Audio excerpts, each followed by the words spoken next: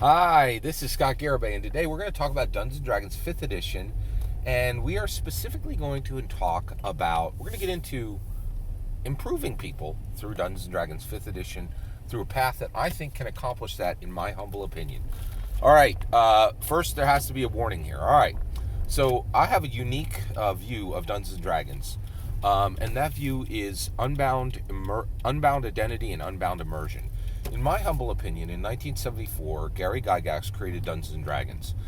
A lot of people think that Dungeons & Dragons is a game. I don't think that's the case. I think a lot of people think that, most people think that Gary Gygax created a game with Dungeons & Dragons. I don't believe that. All right? I believe that in 1974, Gary Gygax had lived a life where, within his childhood, he saw the first use of nuclear weapons. Right?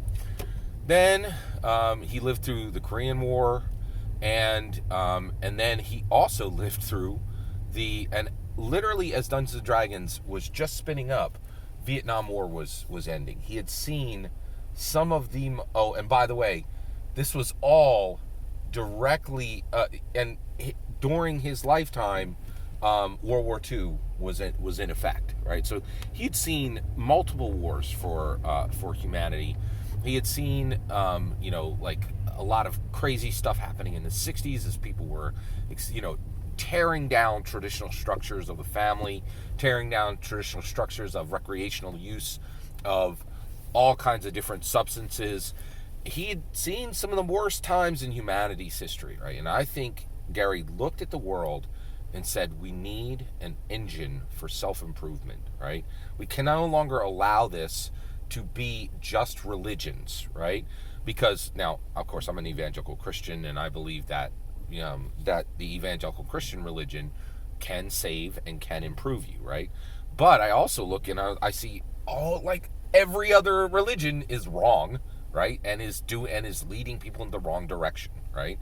In my humble opinion. And I think Gary looked at it and he's like, well, maybe one of these religions is right, maybe some of them are right, but a lot of them seem to be wrong and leading people in the wrong direction. We need an engine for improvement, right? So he built one. I think he built an engine for human improvement with Dungeons & Dragons, right? And the reason why he hid it as a game was I think he knew, and he was 100% right, that if he just said, hey, here's an engine for improvement that deals with narrative, and the fuel is narrative, right? And literature, and reading, and social interaction and exploration, and simulated combat, nobody would have received it, right? Like they would have not have, by sugarcoating it as a game, he made people pick it up, spend 50 years, close to 50 years, focusing on the combat part, and then allowing them to graduate later to social interaction and exploration, right? So I have this unique view. If you don't share that view, nothing I'm about to say belongs to you. Nothing, right? You should not attempt it. You should not go 1 inch into any of this material. And frankly, you can turn off the video now because none of it's for you. All right. So how do we improve people? So if you believe what I believe, right, that Dungeons & Dragons is an improvement engine, how do you do it? How do you improve people? Right? So let's jump into it right now. Okay. So first and foremost, you have to transform your stories from the perspective of what's important is the monsters and the non-player characters that the characters defeat to a decision decision platform. Okay? So the first thing you do to improve people through Dungeons & Dragons is you transform your game to a decision platform. Okay? So I'm going to give you a very simple just one simple example of this. All right. So let's take the bog standard essentials kit. Okay. You got the city of Phandalin, right? And it's great because it has a map. The essentials kit gives you a map of the city, and it gives you a map of where the city is, and gives you all this other area to encounter with. So Phandalin is a miner city. Okay. So there are miners there who mine around the area. There's Mount Hote now, and there's some mountains to the south, and they can mine there, and then they bring back their ore. And so miners live in Phandalin, okay? So what I do is I've used, so the miners get wood from the woodcutters in the Neverwinter Wood. Okay, so the miners buy at a rate of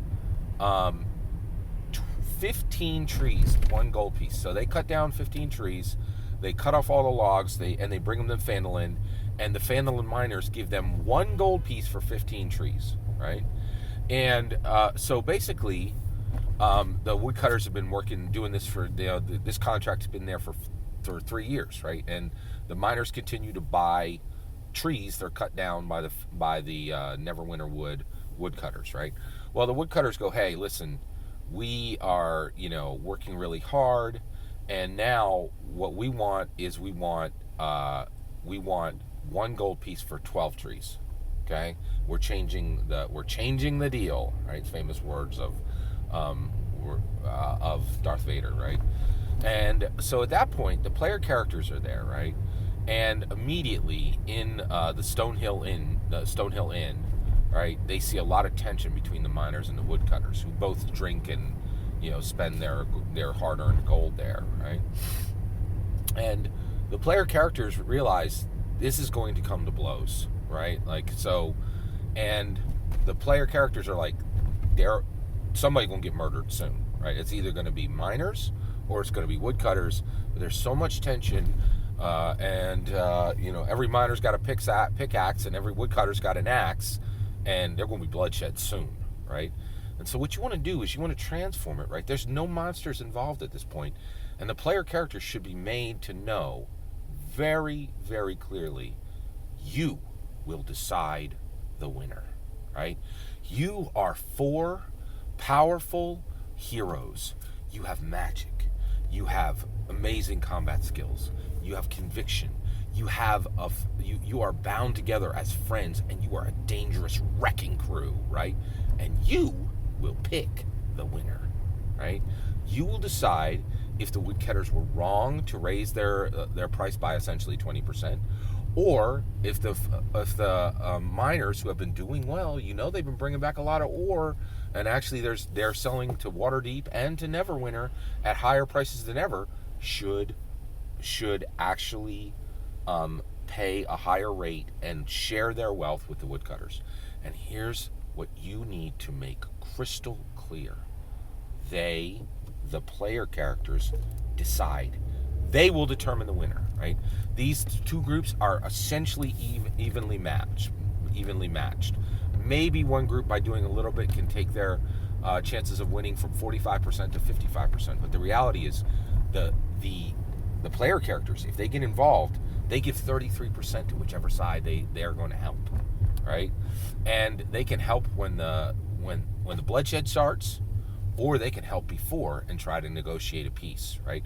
But your player characters need to know you will decide the fate of these communities, because you have the power, and now you're going to use it, and you are going to make a decision, and your decision will fundamentally change the history of this world, and dozens, if not 50 different people will die based on your decisions, or will be saved based on your decisions. And the communities that are involved will never be the same after you interact with them, right? Now, how does this help a person? How does this improve a person? Well, you're telling them, you don't actually say, you matter, your decisions matter. You don't say that literally, but you do remind them, you are a powerful person in this world. You have time, money, passion. What you do changes communities. You don't say it literally, but you show them with the story, right? You say your hero at this table matters. That is the mirror facing them on Sunday night during your play. On Monday morning, you are done. You are no longer literally speaking to them, but you are figuratively speaking to them. And every moment of the week going forward, they will be taxed with this echoing, haunting statement.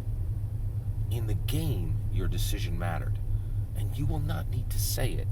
You are showing them you matter. You cannot stay on the sidelines.